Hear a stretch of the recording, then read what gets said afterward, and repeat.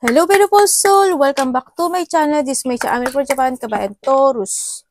This reading is for you. Umuga ang aking table. Ay! Nasira. Diba? Kapag nanggigigil, nagsisira eh. Tingnan natin ang iyong June 1 to 7. Maraming salamat muna sa mga subscriber, new subscriber, cross-watcher, at sa mga bagong pasok dyan. Welcome na welcome kayo sa bahay ni Ate Aimee. Salamat din sa nakataba ng puso ninyong mga comments at sa mga nagpa-personal reading. Marami pong salamat. Kung gusto nyo na energy nyo lang talaga, ang gusto nyo makuha natin, all the details para sa personal reading ay nasa ibaba ng video na ito. This is a general reading. Kunin mo lang ang sayo at itapon na ang hindi naman sayo. Maaring vice versa.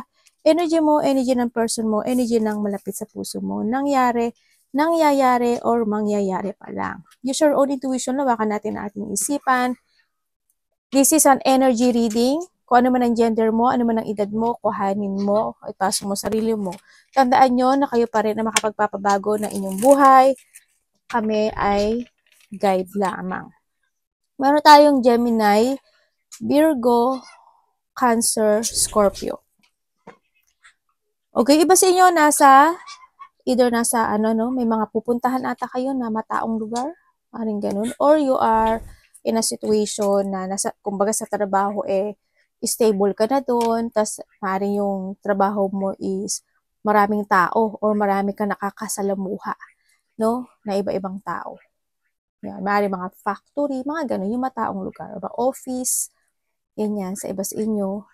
And then also, iba dito is may mga pupuntahan kayo, maring outdoor or there's a public, diba? Trabaho nyo isa sa public o kaya networking, YouTube, TikTok, ano ba? Facebook, Reels, mga gaya, something ganon, or in a public, no?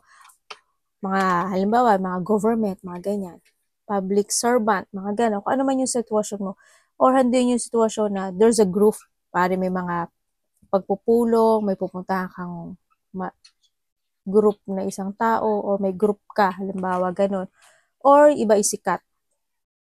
Or maari na naman, doon sa audience, maaring artista ka nga, ganyan, di ba? Lalo na kapag nasa mga YouTube din, o networking, maraming humahanga sa'yo, mga ganun. Kuhanin mo lang sa'yo doon, ha? Sa iba naman sa inyo is, may pupuntahan kang mataong lugar. Ganyan. Sa iba sa inyo, aray ko, merong may nagmamatsyag sa'yo. Kung ito is a company, maaring may nagmamatsyag sa'yo kung kinakailangan ka pa ba nila o hindi. Ganyan. Or maari din naman na may nagmamatsyag sa paligid mo at hinahanapan ka ng butas o ng mali. Dito. May mga tao na pinag-aaralan yung mga galaw mo o yung kilos mo. Or may tao. No? And then, mag-ingat ka kasi may tao na mag-cheat or may cheating, no? May cheating or may panglilinglang, manglilinglang o lilinglangin ka. Ay, teka yung iPad natin. Ay, sorry. Alo.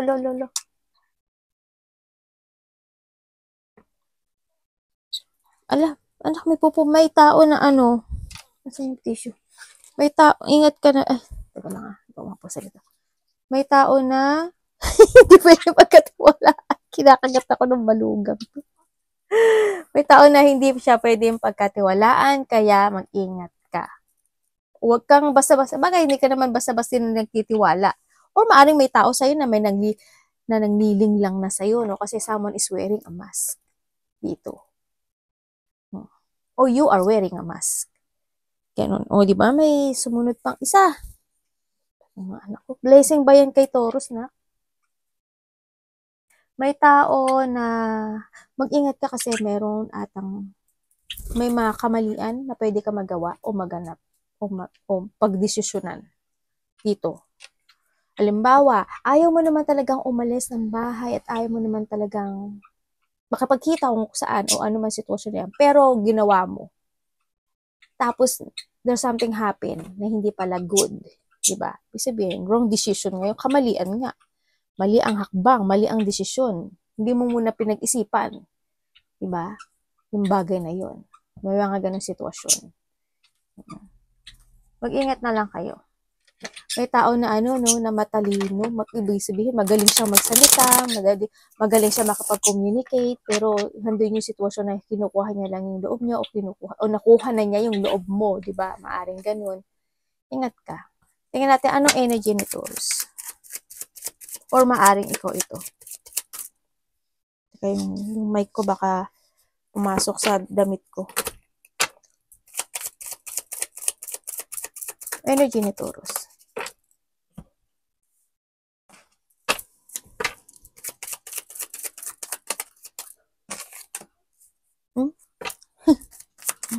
Okay, tingnan natin. Universe, ba't nandito to? Thank you. Okay. Ang nakita ko sa yung energy mo, meron ka daw maiisip. Siguro may mga past situation ka na pwede mong maisip o maalala. Ganyan. Maaring doon ka mafocus sa nakaraan. Maaring na-release mo na yung sarili mo doon or nagkaroon na talaga. Siguro maano ka lang, maiisip mo lang yun. Or pwede mo siya mapanaginipan. Yan. O may mga dadamdamin ka na isang sitwasyon sa nakaraan. Diba? Halimbawa, yung kapatid mo, matigas ang ulo, nag-away kayo. Maaaring maalala mo, kayo, karelasyon mo is niloko ka niya in the past. Ganyan. Kumbaga, nabiktima ka. Pero kumbaga, tapos na yun, pero maaalala mo yun. May mga ganun sitwasyon ako nakita sa'yo. May mga biglaang kang maiisip na ikakalungkot mo, ganyan, sa nakita ko dito. And then, ang nakikita ko rin dito, you have an idea. Meron kang idea na gusto mong gawin or may maiisip ka lang siguro ito. Siguro may maiisip ka dito or magkakaroon ka ng clear mind sa mga bagay o sitwasyon mo na gusto mong i-develop, gusto mong gawin, gusto mong pukusan, o gusto mong desisyonan dito. Para magkakaroon, parang ano yung sitwasyon na i-release mo yung sarili mo sa isang bagay o sa isang sitwasyon na nahihirapan ka in the past. Siguro, kung sa maaalala mo yung nakaraan, siguro magtiting ka na ay, past is past, kailangan ko nang gawin, kalimutan talaga ito, totally, and make a new horizon. Ganyan. May mga dadamdamin ka rin dyan. Tingnan natin ang iyong parating. Ano parating kay Taurus?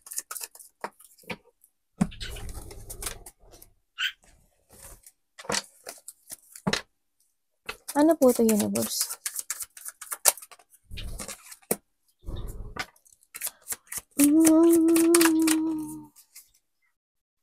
Okay. Parating sa'yo is parang merong kang-aaksyonan dito. Siguro meron ka isang bagay, isang sitwasyon sa buhay mo na matagal mo nang gustong aksyonan and this time a-aksyonan mo siya. Yun na nakita ko. Halimbawa, dati matagal ka na nagtitiis o matagal ka lang hindi masaya sa isang bagay, sa isang sitwasyon, sa trabaho mo man yan o sa relasyon mo man yan. And this time, maaring aksyonan mo na siya. Yan. There's a new beginning situation sa'yo. Iba sa inyo, trabaho. Ganyan. Iba sa inyo siguro is love life. Di ba? Ganyan. O iba sa inyo is may mga i-withdraw na kayo into your life and mag-i-start na kayo to develop something into your life or to start a new beginning sa buhay mo. Yung mga ganun ka na. Yun ang mga parating sa'yo. Maaaring may mga bago kang pupukusan this time. Diba? May mga bago kang bibigyan ng effort and hard work. Ganyan. And then also, is sa iba sa inyo siguro is more na, ang parating sa'yo is more na maghihigpit ka na when it either maghihigpit ka o magiging masyado kang practical na this time. Sa mga action mo, sa pera mo, sa mga bagay-bagay na gusto mong i-develop. Ganyan. Ang nakikita ko dito. Yun. Sana hindi ka no? Teka lang May tao. May tao dito. This person is, kilala mo siya. Kilala mo na siya.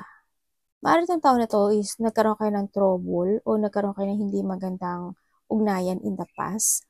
Or maybe hindi man gano'n na situation na yun, maaring itong tao is makilala mo na siya.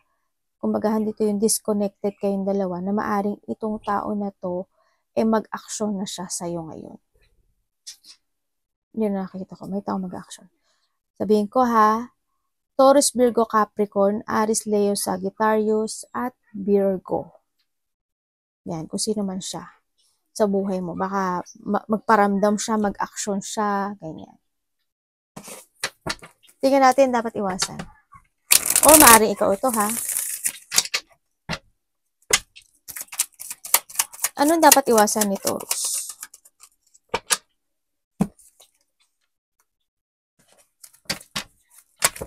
Ano pong ibig niyo sabihin, Universe? Bakit dapat niya itong iwasan? Okay.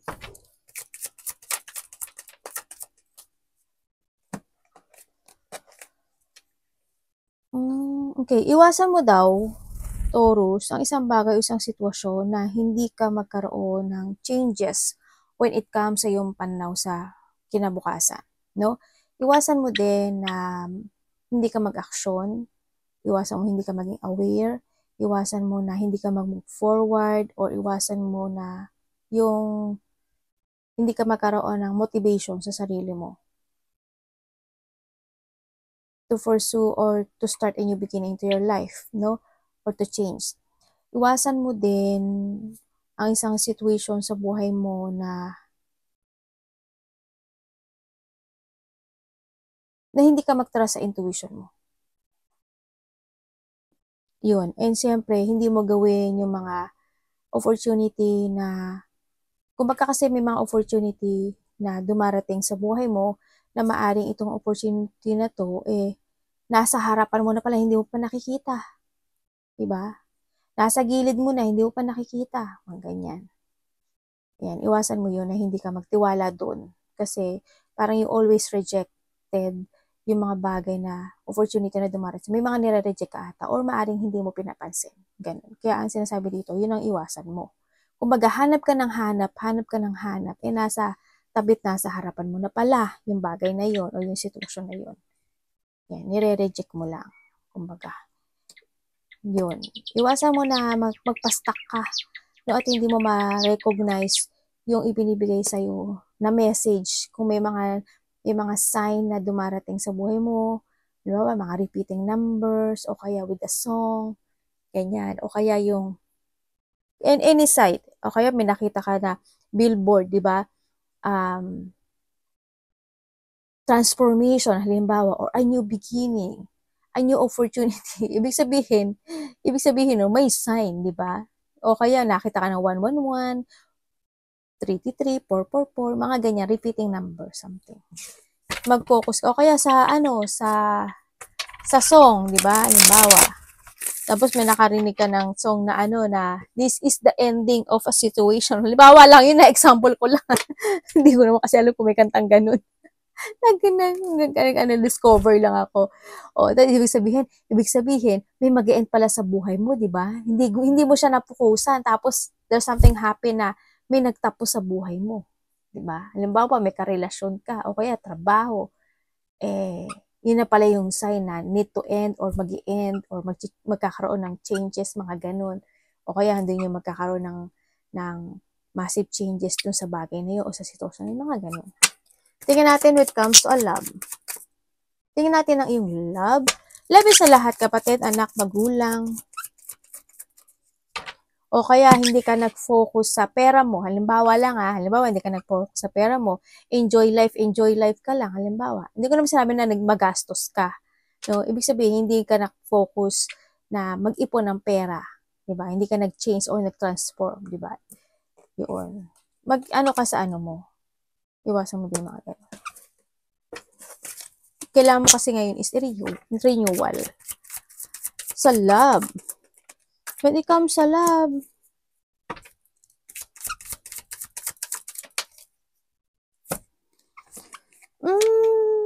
Okay, what comes sa love? Siguro kung kayo is nagkahiwalay, kasi nagkaroon ka sa inyo ng third party, no? Maaaring iba sa inyo is nagtapos yung relasyon nyo. Sa nakita ko dito. And then, ang nakita ko kasi, is nagkaroon ng pangloloko. Dahil nagkaroon ng betrayal, ganyan. Maaring matagal na kayo nito, hindi mo napapansin na niloloko ka na pala. Kaya kayo nagkahiwalay, tsaka mo lang na-discover, maari, no? Sa iba sa inyo.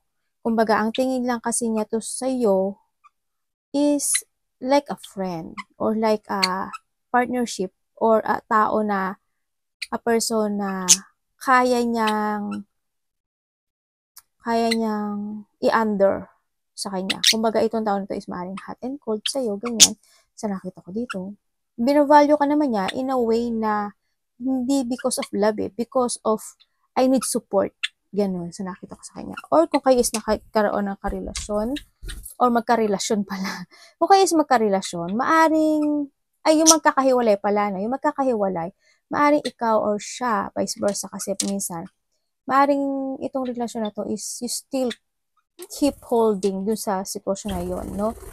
Sa relasyon na yon. Maaring gusto mo pa rin na magkaroon ng pagsasaayos, ganyan. Maaring nag-iispay-ispay ka pa rin, di ba? O kaya nagiging sneaky ka pa rin sa kanya or vice versa, mga gano'n. O kaya, kung kayo is in a relationship nitong taon na to, sorry, pero sasabihin ko sa iyo totoo, itong taon na to is, hindi ko nakikita na ganun kalalim yung love niya sa'yo, or ikaw ito ha, hindi ko siya nakikitang ganun. Andun yung sitwasyon na, oo, they give you a love, kasi, they give you a love and support, kasi ganun din yung binibigay mo sa kanya, pero hindi yung deep love ang nakikita ko sa'yo dito. Hindi deep love, ito, no, sa nakita ko. Pero, something hiding no, dito sa sitwasyon. Hope, di ba? Hope pa rin. Either may iba siya or handun pa rin yung nagdadalawang isip siya when it comes sa'yo. Ganyan sa nakikita ko dito. Na maaring hindi pa talaga siya sigurado. Maari din na itong taon na to may sikreto siyang tinatago sa'yo. Hindi man in a third party relationship, maaring tinatago niya yung totoo niya nararamdaman sa'yo. Sa iba, sa third party. Kasi nagkakaroon ng dishonest, lying, betrayal, sneaky, or something hiding dito in the relationship, no? Sa nakikita ko dito. Kumbaga siguro, itong taon na nagiging transparent siya sa'yo. Or maybe ikaw ito, ha? Ganyan. Kaya maaring isa is, ang iniisip niya lang is yung sarili niya. Nagiging makasarili lang siya. Maaring ikaw or siya. Yun. Sabihin ko ha. Aquarius, Gemini, Libra, Scorpio, Taurus, Virgo, Capricorn. Tsaka, Pisces, Cancer, Scorpio. Yun nga. Yun, nasabi ko pala. Yun. Kung ano mang element siya, ganun. I-connect mo yung sarili mo. Kamusta ang money ni Taurus Universe?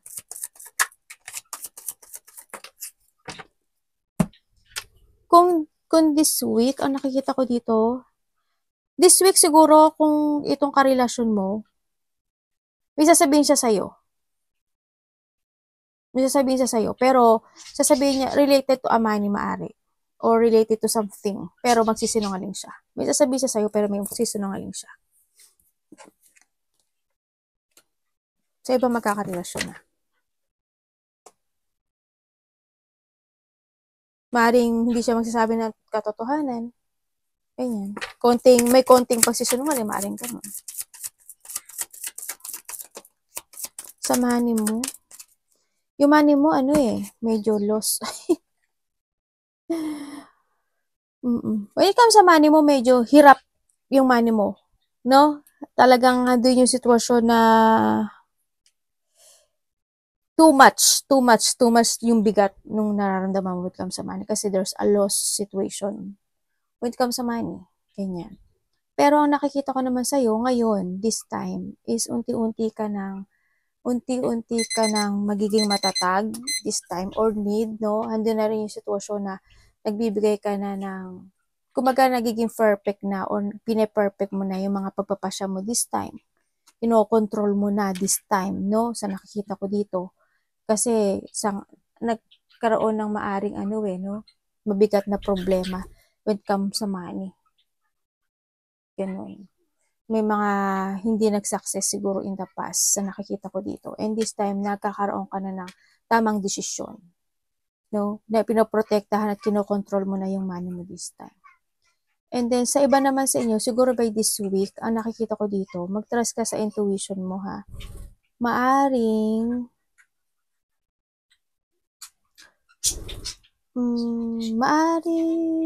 merong paglabas ng pera ako nakikita sa'yo, pero maaring, hindi ko alam kung may hihingi sa'yo o magkakaroon ng connection or may kukonek sa'yo related to a money dito na maaring karelasyon or family related siya or maaring kakilala mo siya para malilito ka sa pagpapasya. Kung halimbawa, kung may mangungutang sa'yo o may mangungutang manghihiram o hihingi ng tulong, parang malilito ka. Dapat ba? Dapat ko ba? Dapat ko bang pahiramin? Dapat ba hindi? Dapat ko ba siyang bigyan? O dapat bang, o halimbawa, meron ka pagkakagastusan, halimbawa, kasi may paglabas ng pere. Dito yung sitwasyon na, maaring magpapasya ka na medyo kukontrolin mo yung paglabas ng pera, mga ganun. Dochi ka doon sa bagay na yun. Para mag-iisip ka muna, maigi. Para ika-clarity mo muna yung maigi yung bagay na yun bago mo siya papasyahan. Ganun. Tingnan natin ang any opportunity. Ay, namatay na naman si iPad.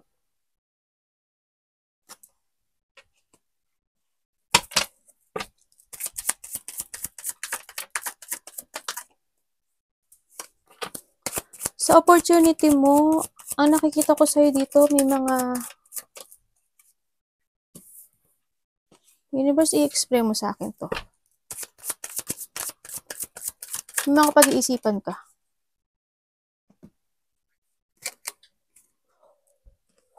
Talaga. May pag-iisipan ka. Siguro andito yung sitwasyon mo na meron kang isang goal sa buhay mo. O meron kang i-pursue, maaring opportunity, or there's an idea ako na nakikita sa'yo. Pero maaring ito is hindi ka muna magpapasya. Pwede mo siyang i-cancel. Pwede siyang ma-cancel o pwede mo siyang baguhin ng desisyon, ma-delay or i-cancel, mga ganon. Ipagpapasyahan ka na i-cancel o i-delay mo siya o ipagpapaliban mo. Yes, there's a goal or any idea, goal, opportunity, ganyan. Parang ang nakikita ko sa'yo dito is bago mo gawin yung bagay na may uunahin ka muna na ibang sitwasyon. Siguro may mga gagawin ka muna multiple tasking, multiple priorities, ganyan, bago mo i-pursue yung pinaka-goal na gusto mong gawin into your life, ganyan. O kaya, halimbawa, mag-example ako. Baka hindi niya maintindihan eh. Halimbawa, magpapadala ako ng package. Siya. Pero, ang nakikita ko dito, magpapadala ako ng package sa isang tao. Kaso, nalilito ko. Either medium or small na box ng papadala ko. Diba? May maaaring malito ka. Kumbaga, i-delay mo muna yon. Pag-iisipan mo muna maigi or nalilito ka. Ano bang dapat? Ano bang pinaka-good talaga na gawin when it comes to sa kapadala? Kung maliit, konti lang malalaman. Maaaring hindi magkakasya yung gusto ko ilagay. Pag medium naman, mga ganito. May mga pag-iisipan ka bumaga. I-delay mo muna yon or pag-iisipan mo muna kasi yun. O kaya naman gusto mong, halimbawa lang, gusto mong mag-travel. Pero you have an idea to pero i-delay, i-cancel mo yun. Kasi why? Kasi yung passport ko expired na pala. Kasi may kailangan pala akong asikasuhin na iba bago ko muna ito. May mga ganun. Ganun nakikita sa'yo. Sa iba sa inyo is may tao dito na there's a disloyal person. Itong tao na to, mahalaga to sa'yo. As in mahalaga. No? Hindi naman yung harmony mo dito sa tao. Pero ang nakikita ko sa kanya, or vice versa, ang nakikita ko sa kanya, merong tao dito na may hidden motive, hidden agenda, disloyal, may pangliling lang, o may mangliling lang, ako nakikita sa iyo. May taong magiging arrogante or arrogant. Yun na nakikita ko. Sabihin ko ha, ano yan anak? Taurus, Virgo, Capricorn, Cancer, Scorpio, Pisces, Aries, Leo, Sagittarius. Yun na nakikita ko dito. There's a failure situation. Ako nakita sa iyo. May tao dito na hindi very supportive sa iyo. May tao na hindi siya willing to support you. There's a lack of achievement, lack of support, lack of confidence, or may taong weak pagdating sa taong mahalaga sa kanya. Or pwede rin may taong may sakit, no? Sa family mo, ikaw, ganyan. Advice universe. Yun din ang nakikita ko kasi. Ipasok ko yung sarili. Kasi may tao rin ako nakita na maaaring may sakit siya. Ang advice sa iyo. Ang advice sa iyo is may mga bagay na kailangan mong maging aware sa buhay mo. May mga bagay na kailangan mo i-analyze. May mga bagay na kailangan mo i-progress o may mga bagay na kailangan mo i-analyze or magkaroon ka ng mga bagong strategy or may mga bagay o sitwasyon na kailangan mong maghintay kahit matagal. Kumbaga, patiently waiting, ganyan. No? At kailangan mo din daw mag-keep fighting sa mga bagay na gusto mong magbago sa buhay mo. Maging aware ka sa pera mo, sa health issue mo, maging aware ka sa nararamdaman din ng iba, maging aware ka sa pakikisama o pakikisalamuha sa ibang tao, and syempre, kailangan mong tandaan mo ha, you need to transform dito sa nakikita ko dito. Kailangan sa'yo is pagbabago. May mga point ng buhay mo na kailangan mong baguhin. You need to focus yourself sa sarili mo. This is the time na rin na it's time to transform, to invest more to yourself at isipin mo yung future mo. May mga bagay na kailangan mong desisyonan, may mga bagay na kailangan mong i-let go or i-chase ang decision. May mga bagay na kailangan mong gumising. You need to learn from the past. Yun na sinasabi dito. Yun. Arigato namaste, God bless.